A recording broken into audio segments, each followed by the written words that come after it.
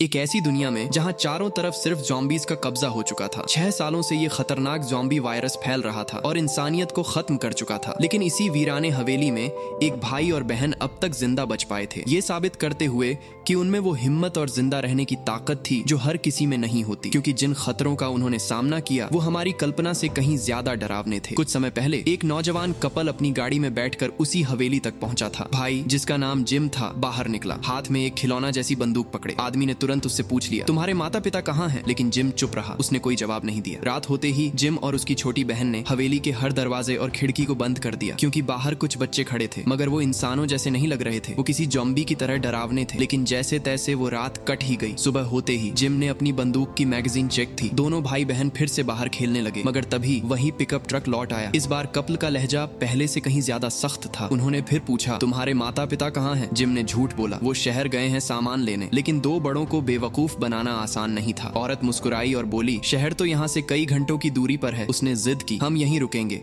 बच्चों की सुरक्षा के लिए। जैसे ही उन्हें हवेली में भरा पूरा खाना और चलता हुआ फ्रिज मिला, उन्होंने यहीं ठहरने का फैसला कर लिया। जैक नाम का आदमी अपनी गाड़ी तक छिपा देता है, जैसे किसी से डर रहा हो। रात की खामोशी में जिम ने उनकी बातें सुन ली। वो समझ गया कि इन्हें ये जगह बहुत पसंद आ चुकी है, इसलिए उसने अपनी बहन को सुरक्षित कमरे में पहुंचा दिया। ये उसकी आदत थी और शायद उनकी अब तक की जिंदगी की सबसे बड़ी वजह भी। सुबह जैक ऐसे बर्ताव करने लगा जैसे ये घर उसी का हो। वो नाश्ता तक बनाने लगा। वहीं जिम ने अपनी बहन से धीरे से कहा, देखना, पलक झपकते सब खत्म हो जाएगा। और जब रात लौटी तो जिम ने अजीब लहजे में पूछा, क्या अब वक्त आ गया? उसका वफादार कुत्ता सूंघ कर उसकी तरफ देखता है और फिर सिर हिलाकर हामी भर देता है। जिम ने अपनी बहन को गोद में उठाया और सुरक्षित कमरे में बंद कर दिया। नीचे कपल को अंदाजा तक नहीं था कि कैसी मौत उनका इंतजार कर रही है। महिला बाथरूम की तरफ गई और खिड़की से बाहर देखा। एक ज़ॉम्बी झुका हुआ खड़ा था। उसने फौरन लाइट बंद कर दी, ये सोचकर कि अंधेरा उसे बचा लेगा। लेकिन तभी पीछे का दरवाजा चरमरा कर खुला। जैक को शक हुआ। उसने बंदूक निकाली और जैसे ही पलटा, उसकी आंखें खून से जम गईं, क्योंकि उसकी गर्लफ्रेंड लाश बनकर फर्श पर पड़ी थी। उसके बाद वो कपल हमेशा के लिए इस कहानी से गायब हो गया। जिम और उसकी बहन ऐसे बर्ताव कर रहे थे जैसे कुछ हुआ ही नहीं। अगले दिन फिर वही, वो बाहर खेल रहे थे। शायद ये पहली बार नहीं था जब किसी ने उनके घर पर कब्जा करने की कोशिश की हो। इसी दौरान बर्फीले जंगलों में एक लंबे बालों वाला आदमी फंदों के निशान देखता हुआ हवेली तक आ पहुंचा। तभी अचानक सामने एक नन्ही लड़की खड़ी हो गई। जिम पहले से ही उस पर पिस्तौल ताने खड़ा था। पूछताछ में पता चला उसका नाम एडन है। वो एक स्पेशल फोर्सेस सोल्जर है जो अपनी लापता पत्नी को खोजते खोजते यहाँ तक आया है। जिम हैरान रह गया, क्योंकि ये आदमी बाकियों से अलग लग रहा था। एडन ने खाने पीने या दवाई की कोई मांग नहीं की। उसने बस अपनी बंदूक वापस मांगी। और तभी जिम ने उससे सौदा किया, अगर तुम हवेली की बिजली फिर से चालू कर दोगे तो मैं तुम्हें तुम्हारी बंदूक लौटा दूंगा। और जब एडन ने जिम से पूछा कि उसके माता पिता कहाँ हैं, तो इस बार जिम ने झूठ नहीं बोला। उसने बताया कि उसका पिता एक वैज्ञानिक था जो बहुत समय से गुमशुदा है, और उसकी माँ एक इंटेलिजेंस एजेंसी की एजेंट है जो कुछ दिन पहले ही एक मिशन पर गई थी और जल्द ही लौटने वाली है। उसी वक्त एडन मशीन को घूरता रहा और उसके दिमाग में पुरानी यादें उमड़ आईं। वो चौंक गया जब उसने देखा कि पूरी हवेली की बिजली दरअसल एक ट्रेडमिल से बन रही थी। तभी अचानक खिड़की के बाहर एक ज़ॉम्बी दिखाई दिया, धीरे धीरे चलता हुआ। एडन ने बिना देर किए एक लोहे की रॉड उठाई, बाहर भागा और उसे मार गिराया। लेकिन जब वो खून से लथपथ वापस आया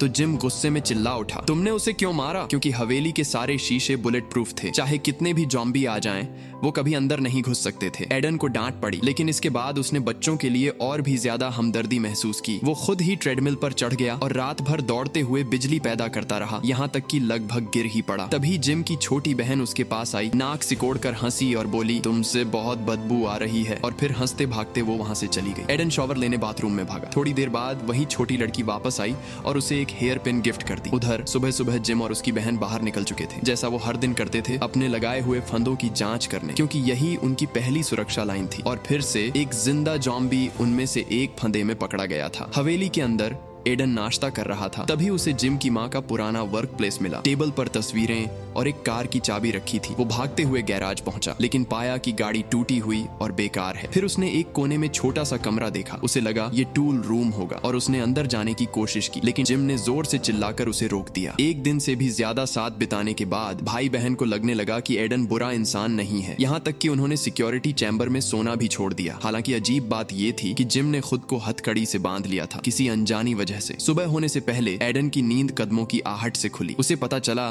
कि जिम फिर अपनी गश्त पर निकल गया है, उसी पुराने फंदे की ओर जहां कल का जम्बी अब भी फंसा हुआ था। जिम अभी सोच ही रहा था कि तभी एडन वहां पहुंच गया और उसे लगा कि वो फंसा हुआ जॉम्बी दरअसल जिम की माँ हो सकती है। वो उसे आजाद करने ही वाला था कि जिम ने फिर से बंदूक तान दी और उसे रोक दिया। ये देखकर एडन गुस्से में हवेली लौट आया और जबरदस्ती उस टूल रूम का दरवाजा तोड़ डाला जहां जिम उसे रोक रहा था। अंदर उसने देखा फर्श पर एक मैट बिछा था और दीवारों पर मिट्टी और पंजों के निशान खुरचे हुए थे। स्पष्ट था कि यहाँ कभी किसी जॉम्बी को कैद करके रखा गया था। एडन के शक और गहरे हो गए। तभी बाहर से इंजन की आवाज आई। कुछ नए सर्वाइवर्स हथियारों के साथ हवेली को घेर चुके थे और उनकी नीयत बिल्कुल बुरी थी। एडन के पास बंदूक नहीं थी, इसीलिए वो कुछ नहीं कर पाया। उधर जिम जो गश्त पर गया था दूर से ये सब देख रहा था। उसकी बहन हवेली की दूसरी मंजिल से हाथ हिलाकर उसे बुला रही थी। तभी अचानक एडन प्रकट हुआ और सीधे हमला कर दिया। उसने उनमें से एक को मार गिराया। जिम को थोड़ी राहत मिली। बाकी हमलावरों ने देखा कि हवेली की सारी खिड़कियां और दरवाजे सील हैं, तो वो जल्दी से गाड़ी में बैठकर भाग गए। इस पल के बाद जिम ने आखिरकार एडन पर इतना भरोसा कर लिया कि उसकी बंदूक लौटा दी। लेकिन एडन को भीतर ही भीतर एक अजीब सा खिंचाव महसूस हुआ, जैसे अब उसके जाने का समय नजदीक आ रहा हो। हालांकि क्यों, ये वो खुद नहीं जानता था। उसी रात उसने सपने में फिर से अपनी पत्नी की बेताब आवाज सुनी और सुबह होते ही उसने फैसला कर लिया वो इन दोनों बच्चों को भी अपने साथ ले जाएगा अपनी पत्नी को ढूंढने। लेकिन जिम ने तुरंत इनकार कर दिया। उसने कहा, मैं यहीं रहूंगा और अपनी माँ का इंतजार करूंगा। इतना ही हुआ था कि बाहर अचानक अफरा तफरी मच गई। वही डाकू लौट आए थे, इस बार और भी बड़ी फौज लेकर। उन्होंने जिम की बहन को पकड़ लिया। दोनों तरफ बंदूकें तान दी गईं और मौत टकराने ही वाली थी। तभी अचानक दूर से गोलियां चली। 2 हमलावर वहीं ढेर हो गए। एडन दौड़ पड़ा, लड़की को छुड़ा लिया और तभी पता चला कि गोली चलाने वाली कोई और नहीं बल्कि जिम की माँ लीना थी, वही सीक्रेट एजेंट। मगर उसी वक्त एडन के सीने में गोली लगी और वो जमीन पर ढेर हो गया और किसी को नहीं पता चला कि कितना वक्त बीत चुका था जब तक कि एडन को होश नहीं आया। उसकी चोट रहस्यमयी तरीके से ठीक हो चुकी थी। फिर लीना ने उसे सच्चाई बताई कि आम इन्फेक्टेड लोग अपना दिमाग खो देते हैं और सिर्फ भूख और प्यास से चलते हैं, लेकिन एक दुर्लभ तरह के स्पेशल इन्फेक्टेड ऐसे होते हैं जो अपनी बुद्धि बचाए रखते हैं। हालांकि अगर उन्हें गहरी चोट लग जाए या ज्यादा समय बीत जाए तो वो पागलपन वाले मोड में चले जाते हैं और बिल्कुल दिमागहीन जॉम्बीज की तरह बर्ताव करने लगते हैं। एडन को हैरानी हुई जब उसे एहसास हुआ कि वो खुद भी उन्हीं में से एक है। लीना ने समझाया कि गोली लगने के बाद वो मर जाना चाहिए था, लेकिन इसके बजाय वो पागल हो गया और अगले ही दिन ठीक हो गया। फिर उसने ये भी बताया कि जिम भी एक स्पेशल इन्फेक्टेड है और असल में उसी ने अपने पागलपन के एक रात के दौरान उस दंपति को मार डाला था। यही वजह थी कि वो हर रात खुद को हथकड़ी लगा लेता था। जब एडन ने पूछा कि इस पागलपन वाले मोड़ को पहले से पहचाना जा सकता है क्या, तो लीना ने बताया कि जिम का कुत्ता खास ट्रेन किया गया है ताकि वो उसके शरीर में होने वाले मामूली बदलाव को सूंघ सके और सबको चेतावनी दे सके। एडन को याद आया वो कमरा जिसमें दीवारों पर पंजों के निशान थे, जहां जिम को उन रातों में कैद किया जाता था। तभी बाहर एक और इंजन की आवाज गूंजी। लीना अपनी बेटी को उठाए बाहर निकली और देखा कि सशस्त्र मिलिशिया का एक गिरोह आया है जिसकी अगुवाई कर रहा था सफेद दाढ़ी वाला आदमी। वो पहले से लीना को जानता था क्योंकि उसकी अपनी बेटी एक लड़के के साथ भाग गई थी और अब वो उसे ढूंढने के लिए पागल था। लीना ने वादा किया कि अगर उसने उन्हें देखा तो बता देगी। अनिच्छा से वो आदमी अपनी टोली को लेकर चला गया। उस रात एडन ने कैजुअली पूछा कि असल में ये हवेली है क्या। लीना ने बताया कि नेशनल सिक्योरिटी ब्यूरो को पहले से शक था कि जॉम्बी वायरस फैल सकता है, इसलिए उन्होंने हजारों गुप्त शेल्टर सुनसान इलाकों में बनवाए थे। हर शेल्टर मजबूत सुरक्षा तंत्र ऊर्जा व्यवस्था से लैस था। एडन बेचैन हो उठा, सोचते हुए कि अगर ये ज्ञान लोगों के साथ साझा किया गया होता तो कितनी मासूम जानें बच सकती थीं। लेकिन लीना ने दुखी होकर अपने परिवार की सच्चाई बताई। जिम और उसकी बहन जन्म से ही दिल की बीमारी से पीड़ित थे और उनका पिता जो एक जीव विज्ञानी था, उसने पहली बार जॉम्बी वायरस की खोज की थी। जब उसे एहसास हुआ कि जिम 3 साल से ज्यादा नहीं जी पाएगा तो उसने निराशा में वायरस को अपने बेटे में इंजेक्ट कर दिया और किसी चमत्कार की तरह जिम स्पेशल इन्फेक्टेड बन गया। लेकिन अपने पहले पागलपन वाले मोड़ में उसने अपने ही पिता पर हमला कर दिया। पिता को काट लिया गया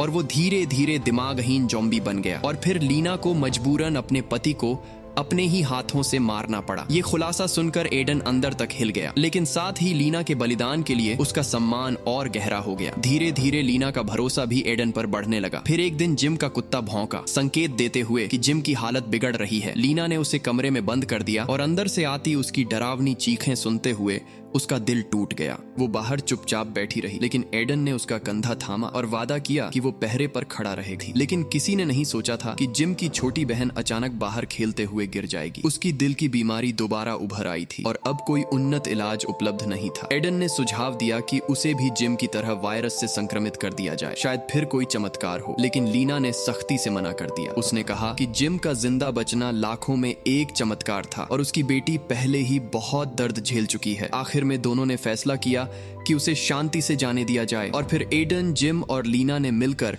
उसकी अंतिम यात्रा पूरी की। इसके बाद एडन के जाने का समय आ गया। हालांकि जिम और लीना ने उससे रुकने की भीख मांगी, लेकिन एडन अडिग रहा और अपनी पत्नी को ढूंढने की तलाश में निकल पड़ा। हवेली अचानक और भी खाली लगने लगी और लीना, वो उसके बच्चे गहरे सन्नाटे में डूब गए। इस बीच पास के जंगल में सफेद दाढ़ी वाले नेता के लोग वो छुपी हुई कार ढूंढ निकालते हैं जिसे जैक ने पहले छुपा दिया था, क्योंकि वही दंपति जिन्होंने हवेली छीनने की कोशिश की थी वही लोग थे जो उस नेता की बेटी के साथ भाग गए थे। अब जब गाड़ी का पता चल गया था तो सबसे नजदीकी सुरक्षित ठिकाना लीना की हवेली ही थी, इसलिए मिलिशिया ने एक बार फिर उसे खंगालने का निश्चय किया। उधर बर्फ में सो रहा एडन अचानक कदमों की तेज आवाज से जागा। बाहर उसने देखा बर्फ पर कई पद चिन्ह थे और ताजा टायरों के निशान सीधे लीना के घर की ओर जा रहे थे। चिंता से भरा हुआ वो रास्ते पर दौड़ पड़ा और दूर से देखा कि हवेली पूरी तरह मिलिशिया के कब्जे में आ चुकी थी और अंदर सफेद दाढ़ी वाला आदमी लीना पर उसकी बेटी की सच्चाई छिपाने का इल्जाम लगाता है,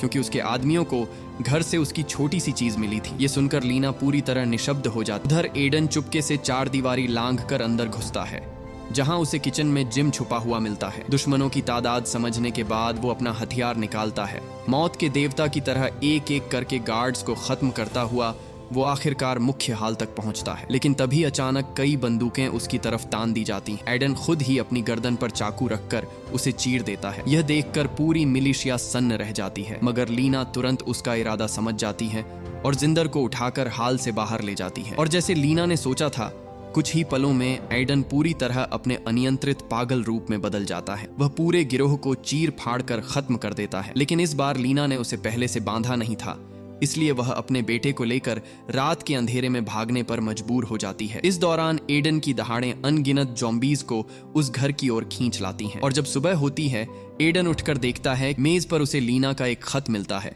जिसमें लिखा है कि वह अपने बेटे के साथ गाड़ी लेकर उत्तर की ओर निकल गई है और अगर किस्मत ने चाहा तो शायद उनकी मुलाकात फिर हो। हल्की मुस्कान के साथ एडन अपनी छोटी बहन का पसंदीदा गुड़िया उठाता है, उसे पीठ पर बांधता है और खुद भी उत्तर की ओर चल पड़ता है। और यही थी फिल्म की पूरी कहानी। मूवी पसंद आई हो तो चैनल को लाइक, सब्सक्राइब और कमेंट जरूर करें।